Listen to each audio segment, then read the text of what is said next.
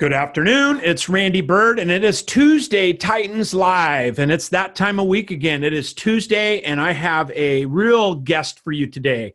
On the show, you'll see this beautiful woman on the other side of the camera is Jessica Yarbrough, and I have been telling you I'm going to get some high-powered female energy on the show because I've had a couple of people reach out and say, you're man heavy, Byrd. You're really man heavy on your show.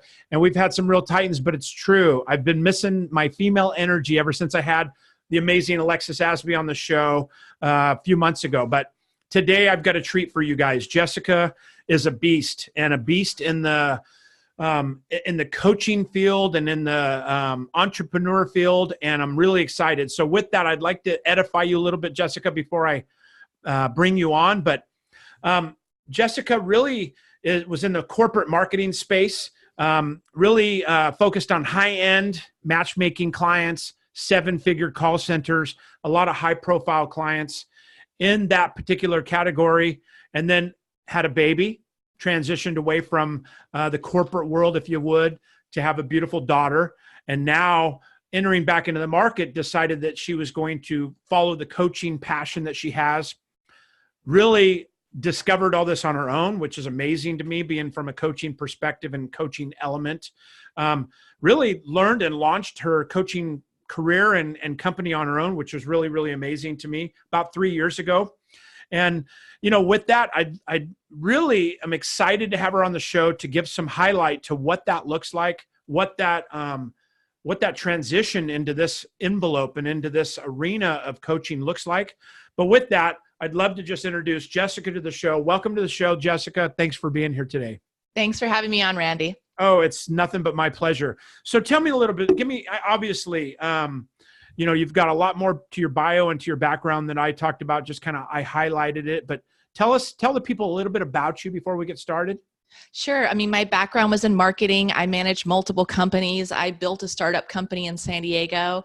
And at that time, I really was hit a wall in terms of high level of anxiety, kind of going through almost like a health crisis, almost a mental breakdown. And that's when I decided to walk away from my company, much to the dismay of everyone around me. And I bought a one-way ticket to Thailand. And I spent 4 years traveling the world, backpacking with about 13 pounds of stuff on my back. And I became a yoga teacher thinking, I'm done with business. I'm not coming back. Wow. I know, totally crazy. And I have great stories. Ticket to Thailand. To Thailand. And yoga teacher. Yes. Wow, that's pretty impressive. Number one, I think we've all dreamed of doing that. Were you like eating kale and singing Kumbaya and how far did you go? How deep did you go?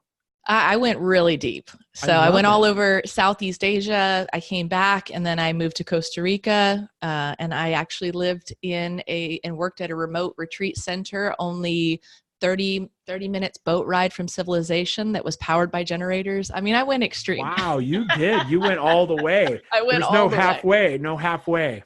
No, but you know, ultimately I came home and I ended up pregnant with my daughter and was faced with a tough decision, which was, I mean, obviously the path of yoga and the gypsy life was fun for a time period, but not something that, you know, it was, I wanted to raise my daughter with. So it was really go back and get a job or go back and consult and do what I've always been great at and what I had done for many, many years before. Right. And I can tell you have a natural ability for it. And also having a child now, you probably were really focused on the freedom, you know, not that we're totally free, but being an entrepreneur, one of my passions, you know, I have Like a Boss Pod and this show is a passion project for me. Like I talked to you about a little bit before, to just highlight entrepreneurs and entrepreneur spirited people. And Like a Boss is not being the boss necessarily. It's acting like a boss needs to act and really pulling your boots up and making things happen when you have to happen because it's all about you, right?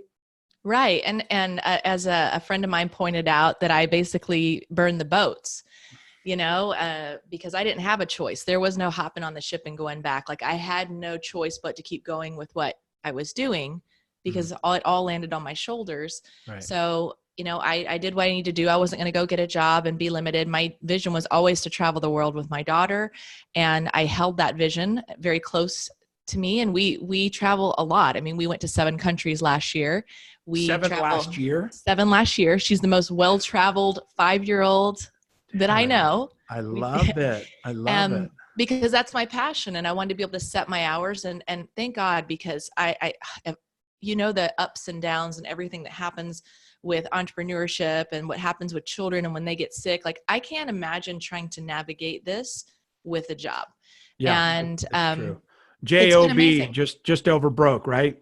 Exactly. And I also didn't want to have any caps to my income and anything like that. So yeah, I went back. I started doing done for you consulting. I did that for a couple years. Tell people what that stands for. What's done for you consulting? Done for you means I was going into companies and I was actually doing their marketing for them. I was saying, okay, here's the strategy, and then I'm going to assemble all these pieces for you. And that's online pieces, everything, right? Yes. Online, launching, campaigns for them. But that work wasn't really fulfilling, as though I'm good at it, because it's very behind the scenes. And I had so many friends saying, Jessica, wait a minute, who are you? We knew you as this yoga teacher, and now you run this agency, and like, can you show us how you're making this money, how you're doing this? And that's when I said, well, yeah, I'll teach you. So I created my own training programs on really what does it take to run and build a successful coaching or consulting business, and really like around how do you monetize your genius? How do you message it and position it in the right way to attract the right clients? How do you command more money in the marketplace? And I've been teaching and training for 3 years now. I love that, how to command your genius. And so many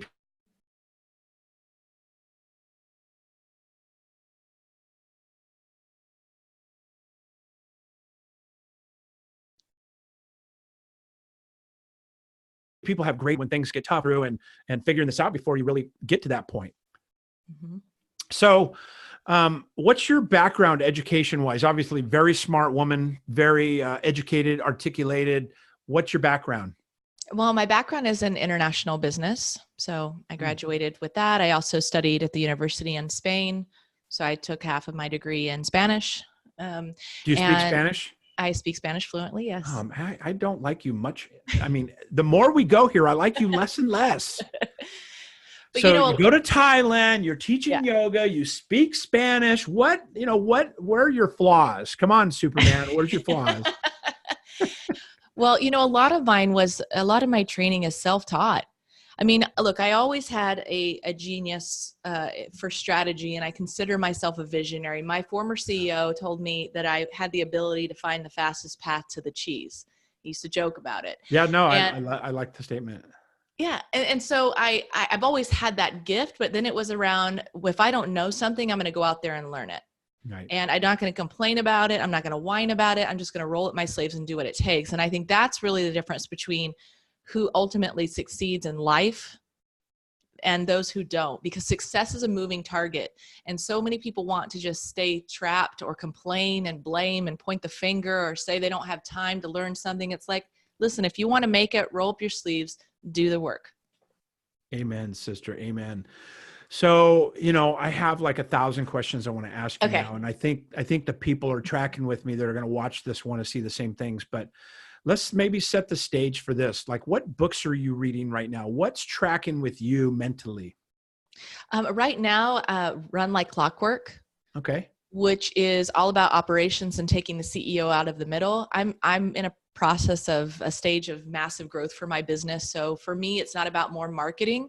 It's all about systems, teams, and operations, which is what we've been working on behind the scenes diligently for 6 months and getting the right people in place so that we make the company more scalable and able to scale sustainably. Right.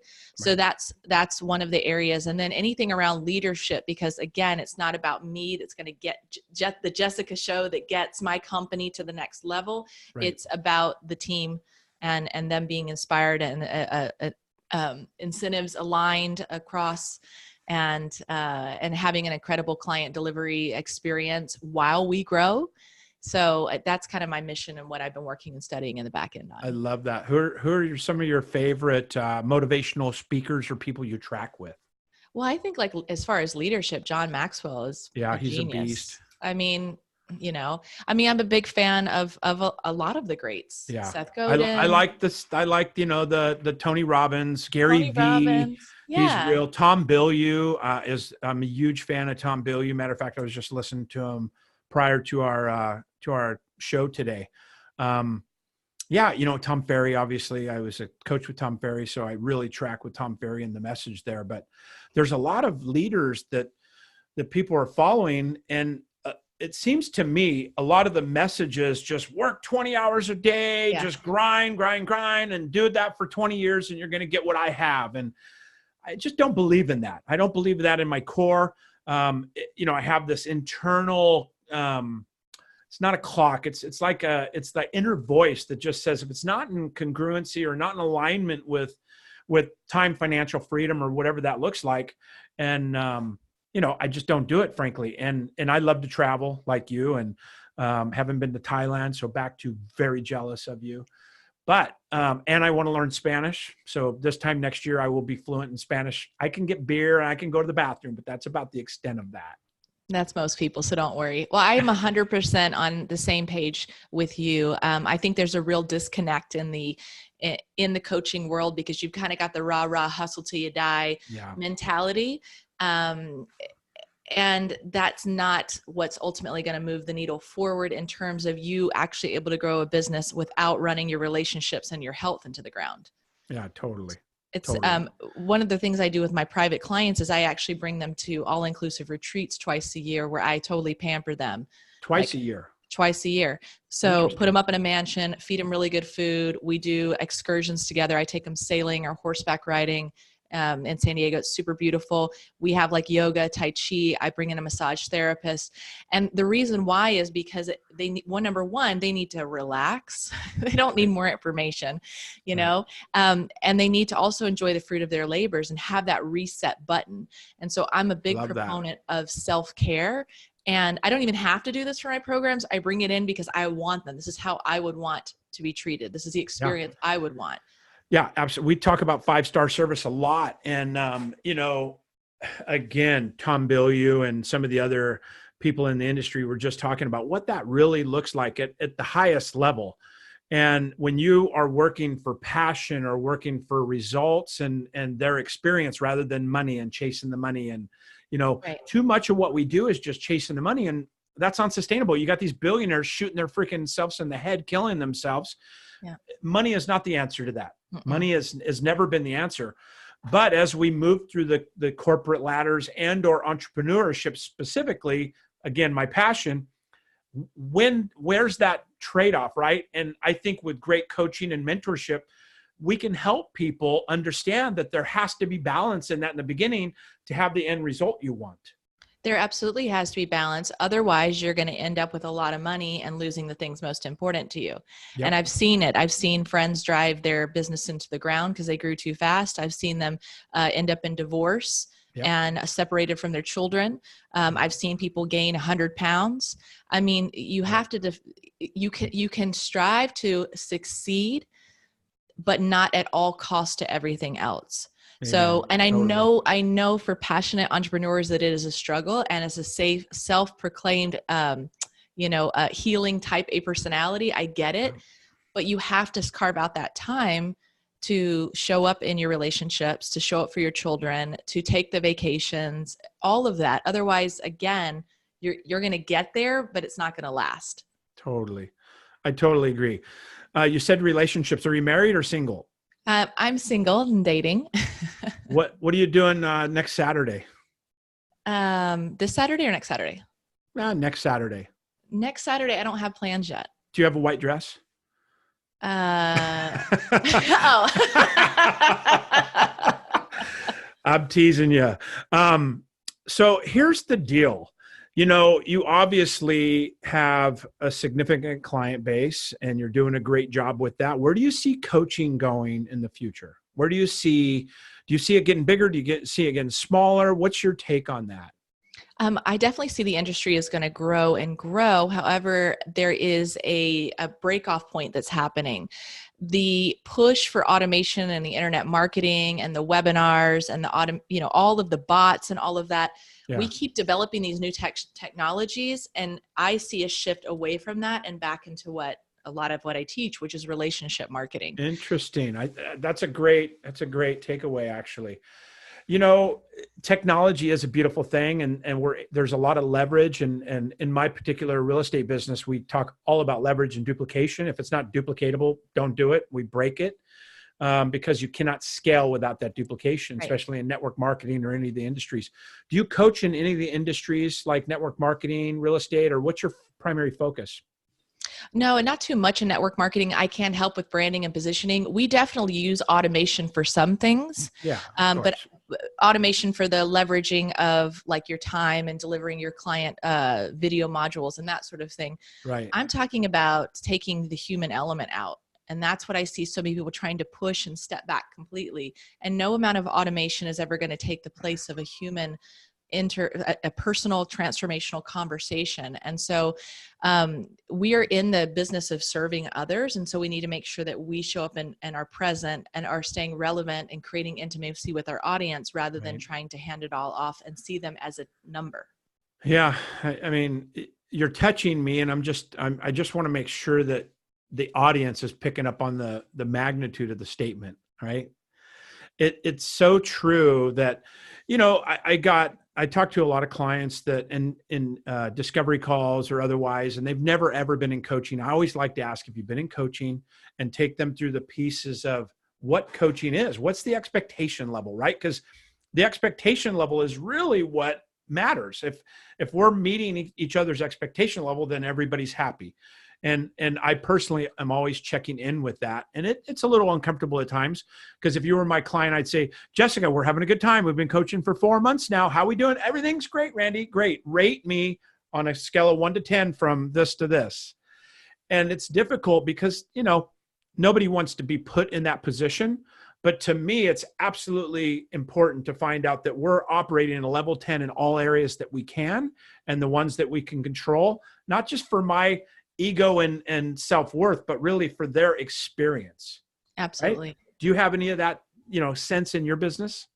Absolutely. There needs to be that feedback loop. Yeah. There needs to be that sense of there has to be a 5-star experience, as you talked about before. Right. If you have unhappy customers, you have a major fire. It's like code red in your business. Right. And that's the problem. I think that we see that sliding integrity that happens in the coaching world, where they're so busy trying to fill their coffers that they're doing it at whatever cost, and they're allowing the ball to drop in client delivery. It's so true, rather than just focusing on one client. And again, it's chasing the money piece of it, right? Or it's scalability of it, and trying to measure your success based on somebody else's business that maybe has been ahead of you 10 years or whatever the case is. Right. And for me, and I think from our conversation in our bio, and by the way, audience, Jessica and I talked just before the show today, and I said, let's act like we're sitting in the bar talking, because this is really my vision for the show. It's not making it awkward, and certainly not. I want to highlight the titans like Jessica in the industry, but I want to make it like we're buddies. We're hanging out, talking, and you kind of get the earshot of listening to what experts and titans in the industry are doing, and what their thoughts are, and the thought leaders in our industry. So with that said, where do you see, I guess, let me think about this. From a coaching perspective, tell people, like, what's your highest and best use for coaching for you? For me personally? Yes. I think it's really just going in and pulling out the greatness within someone. Okay. So mentally, physically, both? Mentally, it's going to be mentally and emotionally, and even somewhat spiritually, because we are blind to the things we are innately great at. And I know extremely intelligent people who downplay their accomplishments, their achievements, their skills. And so my job is to hold up a mirror and show them how freaking brilliant they are. That's the first thing. And then beyond that, I'll break their mindset limiting beliefs and make them feel ridiculous for not raising their prices for the value they bring.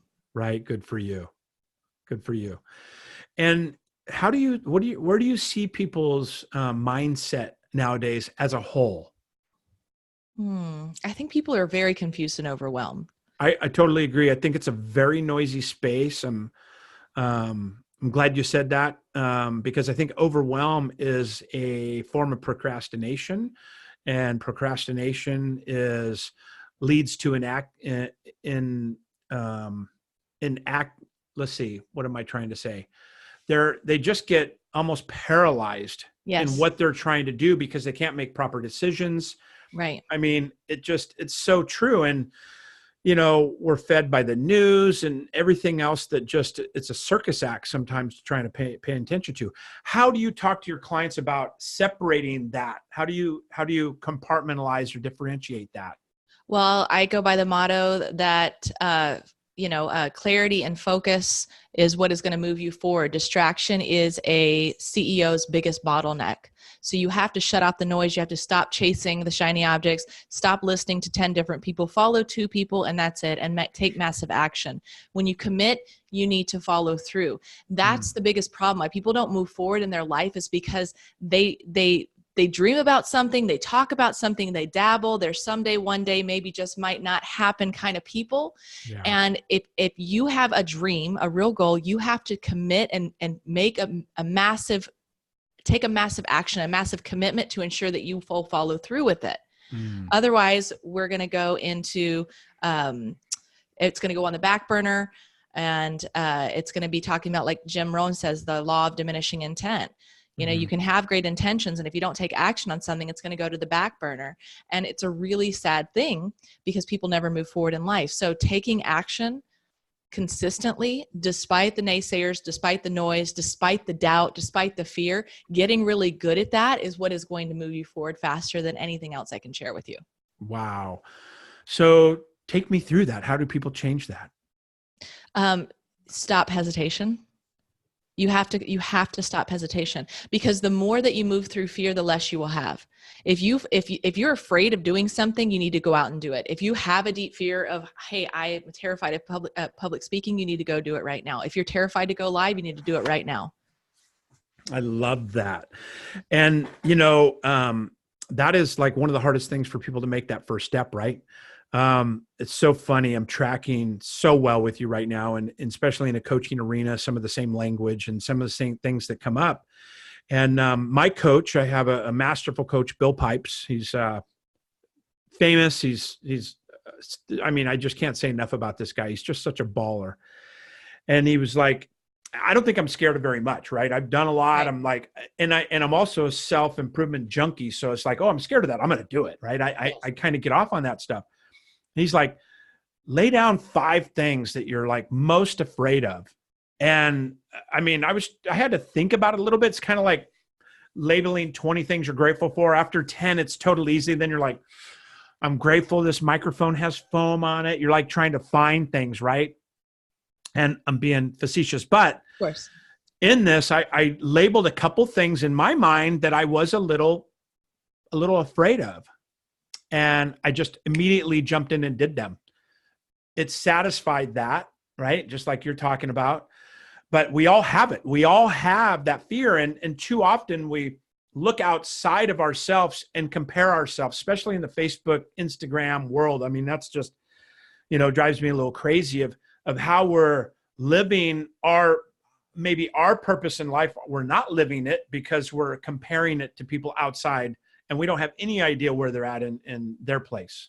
Absolutely.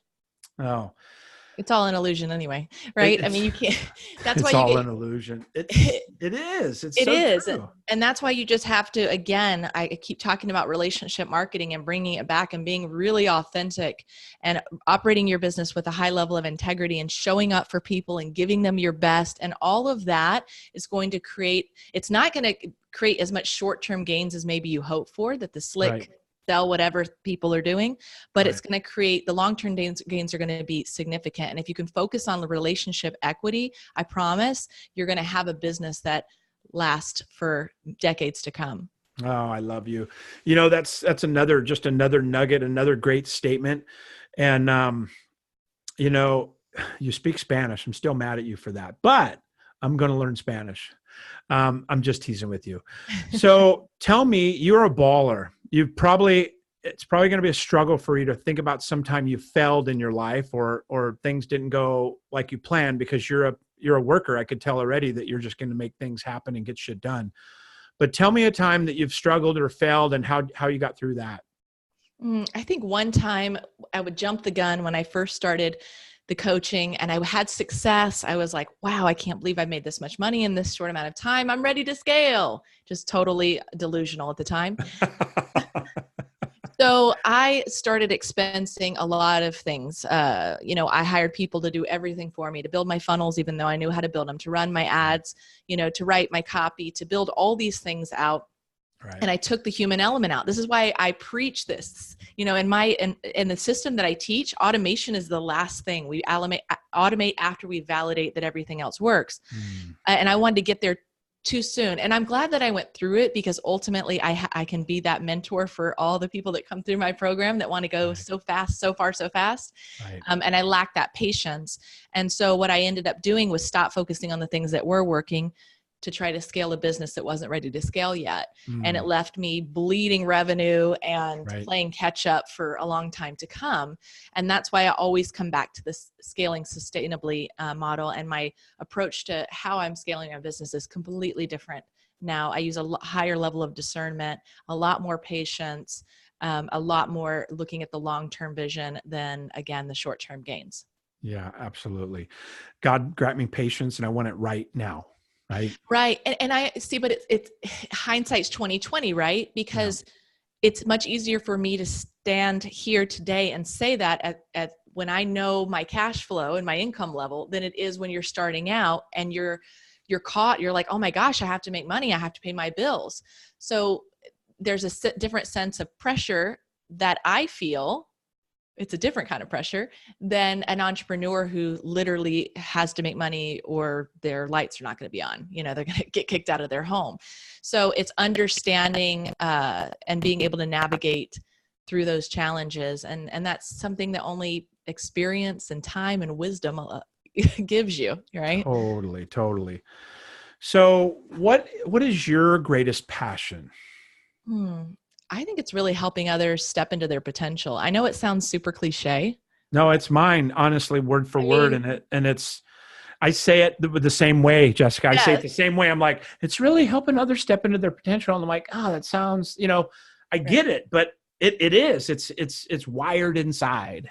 Yes. I just taking someone, especially someone who, has experience and education and a great skill set and real passion for what they're doing, who's been struggling, and be able to completely change their lives and their families' lives is incredible.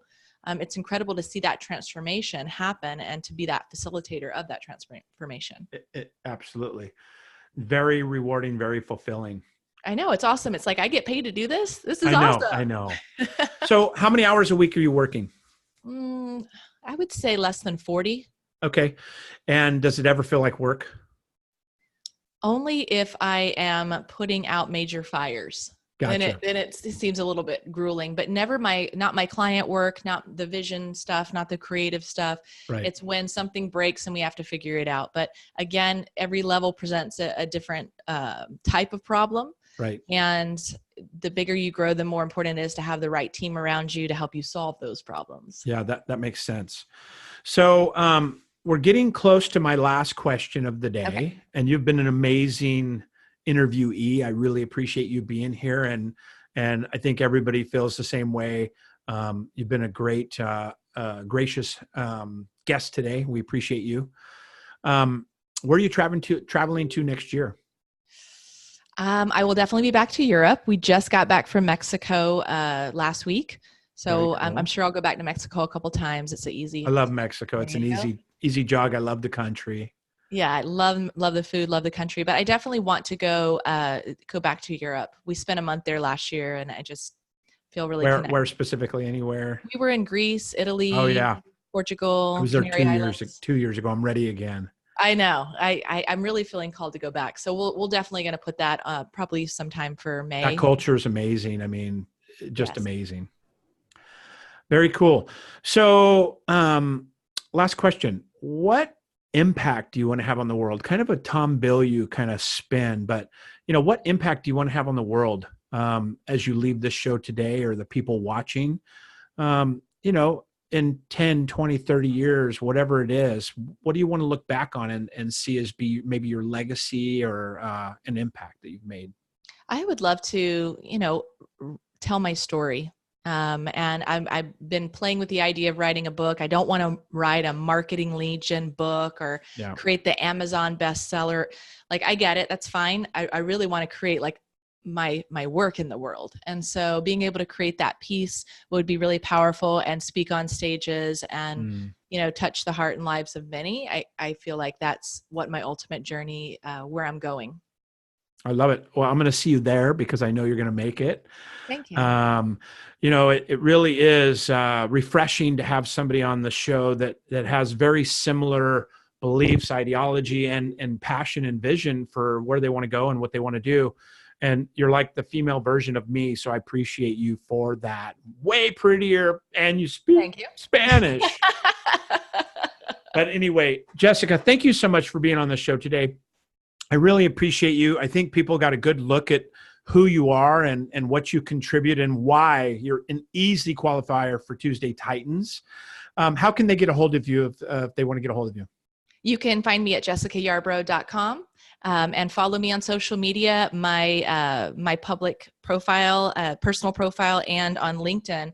Both of those are open. I would love to connect with you, and I drop a ton of value on both of those platforms. So very cool. Come and find me. Very cool. I appreciate it. Jessica, thank you again for being here today.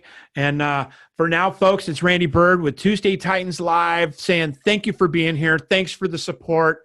And another great show. Jessica, have a great day. Thanks. All right. Bye for now. Bye. Bye.